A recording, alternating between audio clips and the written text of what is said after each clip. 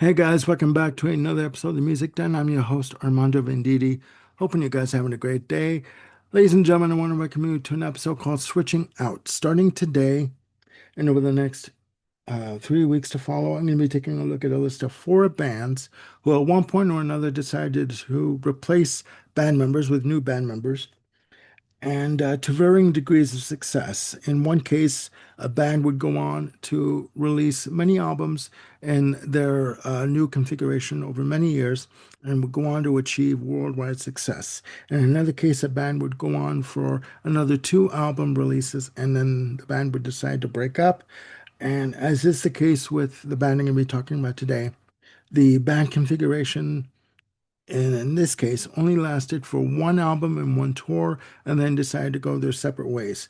As you can tell from the graphic behind me, I'm talking about the band Yes with the release of Drama. And there's a lot of information to go through here on this release and the drama that went on behind the scenes. So here we go. Just a bit about the album itself. Drama is Yes's 10th release. It was released on August 22nd, 1980, through the band's longtime label Atlantic Records. The album was recorded between April to June of 1980. The album was produced by Yes and longtime producer and collaborator Eddie Offord. Eddie Offord is responsible for all of Yes's productions in the 1970s. However, he would be relegated to only producing the backing vocals on the release of Drama. He was relieved of his duties early on in the process due to what was considered to be erratic behavior. There were two singles released from Drama, those singles being Into the Lens and Run Through the Light. Uh, the album has 6 tracks in total and has a total playing time of 36 minutes and 54 seconds. Perfect for LP, too short for CD. Now, with regards to the background on Drama, in 1979, the band met up in Paris to start work on a follow-up release to their album Tormato from 1978.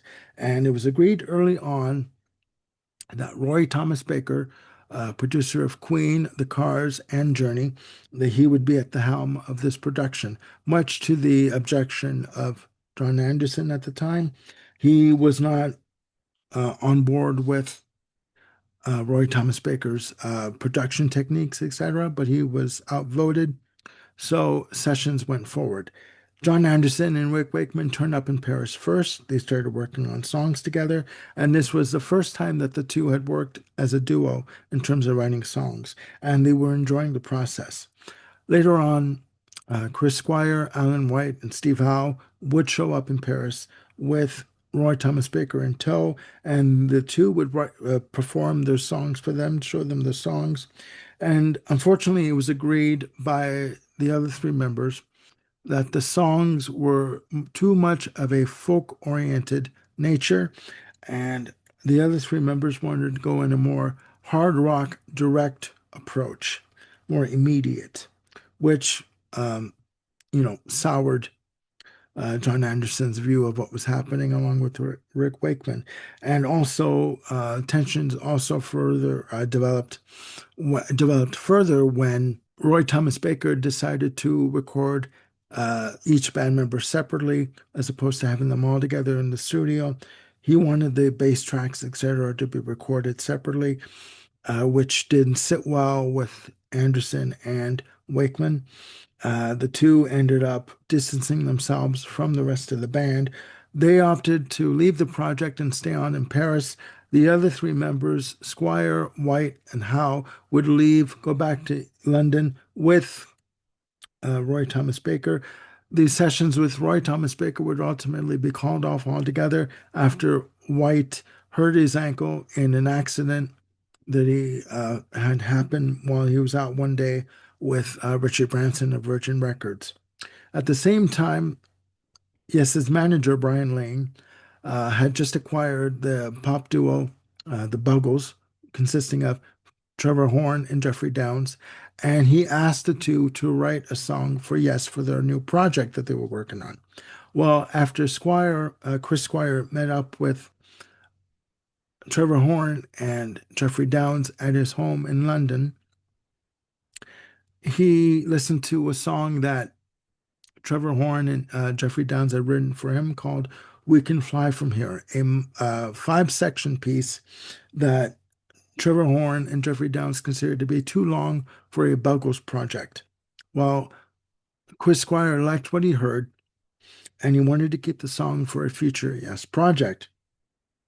He also noted that Trevor Horn had the same vocal stylings and range and sound as John Anderson.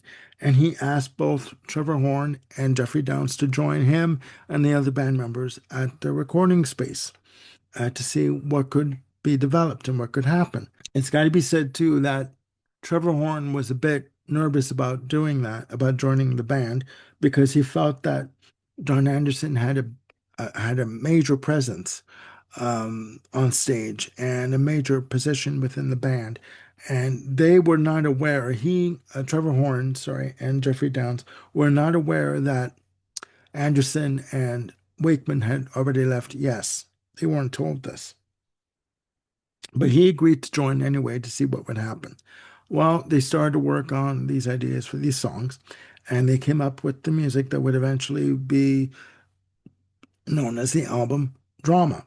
There were 6 tracks in total, and I've listened to this album quite a few times, and I'll go through the album with you. And it's quite an interesting album. It's quite an interesting album. The album starts off with Machine Messiah, a 3-part track at 10 minutes and 25 seconds. Heavy rhythm guitar in the intro using distortion pedal from Steve Howe. Dramatic organ stabs that come in from Jeffrey Downs. Wonderful lead guitar weaving in with the synths. Dramatic guitar and synth sections that come in.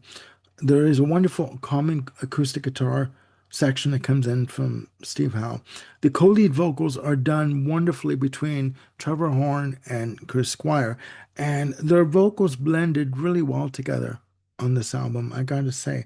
Um, a wash of organ and synth passages along with use of timpani on this track. It's very dramatic near the end, very opulent, very grand, very epic in size and scale. The way it's done, it's wonderful. Up next is a short piece, 1 minute and 22 seconds of a track called White Car. And in this track, I'm noticing nice use of timpani, strings, and acoustic guitar. Track 3, last track on side 1, is a piece called Does It Really Happen? At 6 minutes and 33 seconds, featuring Chris Squire on lead vocals, strong prominent bass on the intro, and strong drums that come in.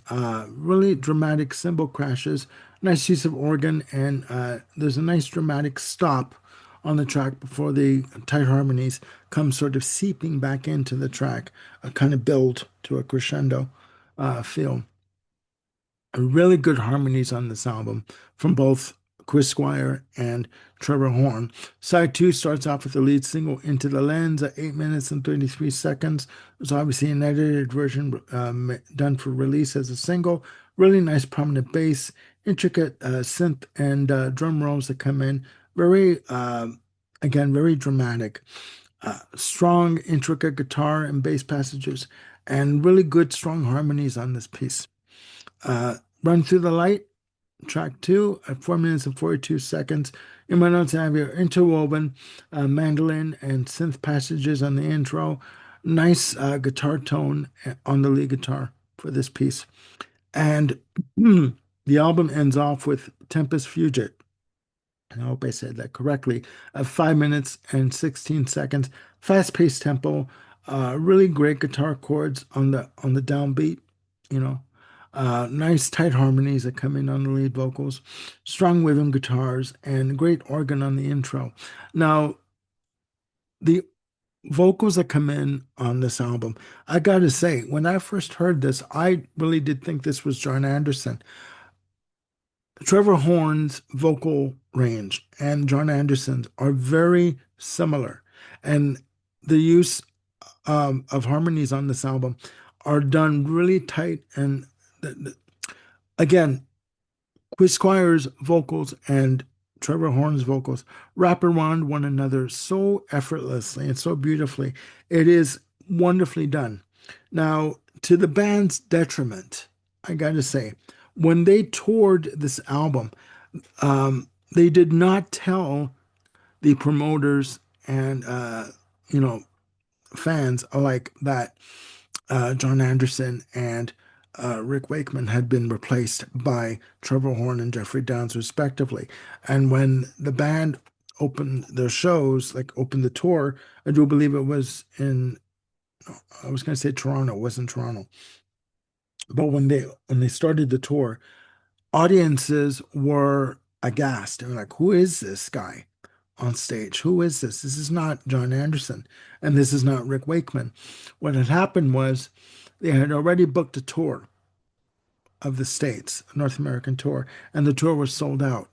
And with John Anderson and Rick Wakeman out of the band, they had to quickly come up with a solution. Otherwise, they were out a lot of money. So they came up with the idea of having Trevor Horn and Jeffrey Downs join the band. And to me, it works. It works. Had they stayed together longer for maybe another album, who knows what could have happened with the band? To me, this is, yes, shutting the door on the 70s and starting the 80s with a fresh slate. It's got to be said, Machine Messiah as a lead-off track is a killer, heavy, balls to the wall track. Heavy rhythm guitar, multi-section. This is Yes of the 1980s. And again, had they been allowed to continue, you know, who knows where they could have gone. And the fact that the album reached again, respectively, number 41 in Canada, number 18 in the US, and number 2 in the UK, this album was a relatively sizable hit.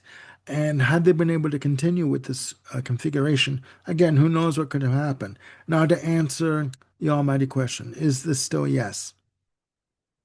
Uh-huh, I do believe it. Yes, this is still yes in this configuration. It would be nice if bands could continue on throughout the run of their natural lifespan as a band with the same members, but that's not being realistic for the band and for the fans. Um, they obviously felt that they needed to continue. They wanted to continue under the guise of under the name of Yes with this new lineup, and unfortunately, this album after the tour was pretty much forgotten about. And the band members would go on to do different projects.